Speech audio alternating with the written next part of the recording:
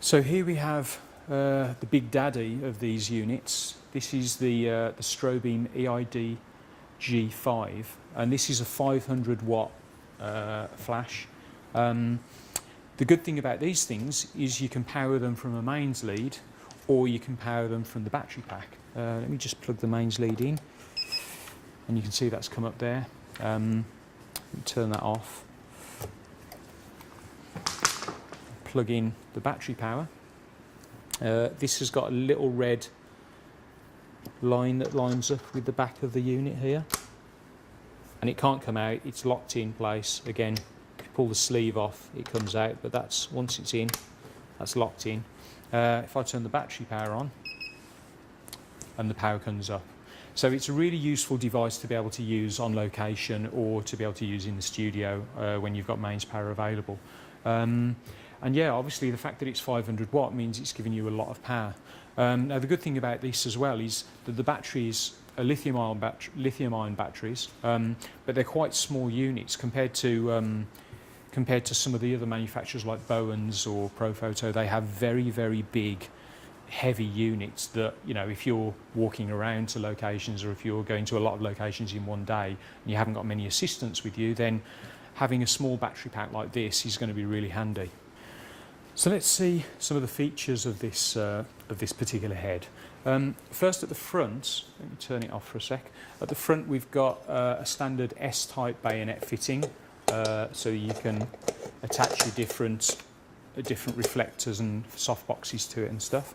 Around the back, turn the power on. We've got our controls that control the power. That's on full power. That's 64 is a low power, and it's going up in small increments for each one. So it's really well controllable. We've got a cell, so you can work it off a slave flash, a test button. Obviously that's a power button. When it's plugged into the mains, these have a modelling light, which we can see here. Obviously when it's running off the battery, to save the battery, the modelling light won't work. It's just off the mains power. But it's really handy if you're using stuff in the studio to have the ability on these lights to have the modelling light. At the top here, I don't know if you can see this, you've got the group control. So this is the same as the 250 watt lights, where you can control different, you can have different groups set up, and it's also got the ID number. So this is set to 1 at the moment. But I can change that to ID 2, 3, and so on. This central button, again, if we press this, it puts us in the different mode. This is the fast mode. If I test this, you can see it's a really fast duration. If I stick it back to normal mode, so I'm going to put this up to full power and just check the recycle time. Obviously this is running off the mains at the moment, so that's a fairly fast recycle time. When you've got it connected to the battery, obviously it'll take a little bit longer, probably about twice the amount of recycle time that this is using off the battery. But then on 64th, it's going to be really fast, the same as on fast mode. So it's actually, you know, if you're using it onto the lower power settings, you've got a really fast recycle time off the batteries. So we've got the same trigger unit as the 250 watt lights. It's a 3G trigger, a wireless trigger, so obviously it's very consistent. You don't get errors, you don't get as many errors, you don't get as many sort of interference from other devices like taxis and other radio signals. And similar to the 250 device, this is going to control everything on the back. So I can change my levels, and it's automatically changing on the back. I can change my ID numbers from here as well, and control all the separate. So you can control, again, with the other, same as with the other unit, you control up to 15 flashes in each group, and you can have 2 groups. So there's a lot of flash possibilities, especially with the different light levels and stuff like that, that you can all control off this little device on your camera without having to walk to each individual light around your set. Okay, so just to show you, this isn't just a remote control, this is the actual trigger device. So this fits straight on the hot shoe of your camera, tighten that up, and I can now control this from there, or as soon as if I'm ready to take a shot, it's actually taking a shot directly off the camera. So this device is working as your remote control and as your trigger.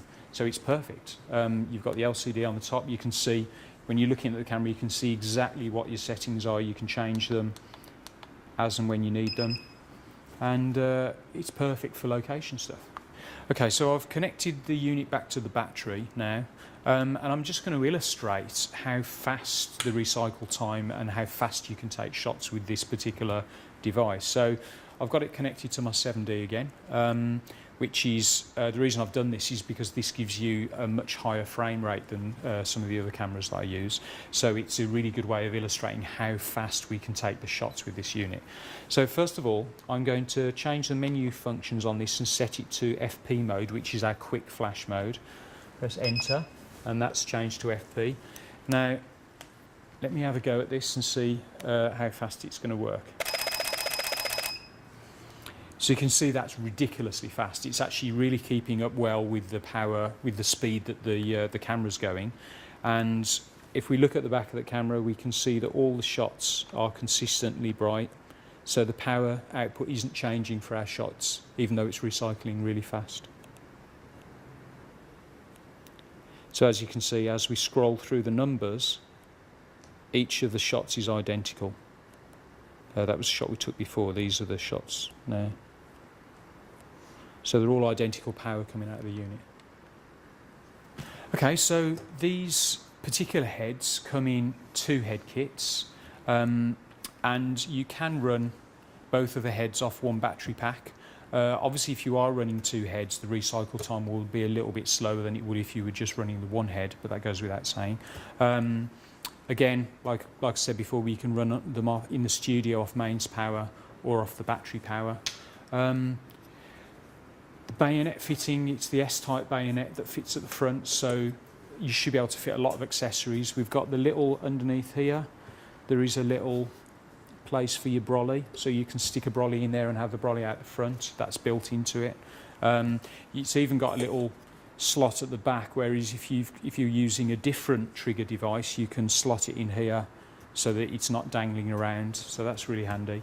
They come with a really sturdy bag that's weather resistant and really sort of quite heavy duty, really. So that's going to be great for taking with you if you're going to locations. It's also a fairly light bag. Obviously it's got the other head in at the moment, but it's actually a fairly light piece of kit compared to some of the other models on the market. Okay, so the batteries, you get 1 battery in each kit. One battery will power 2 lights, but if you want to, you can buy extra batteries to power more lights, or to power the 2 lights separately if you need to have 1 light over here and another light over there on a location. A battery will give you approximately 650 flashes from 1 charge, and it takes about 4 hours to recharge the battery. Obviously that's at full power, so if you use the lights on lower power, you should get a lot more flashes from that.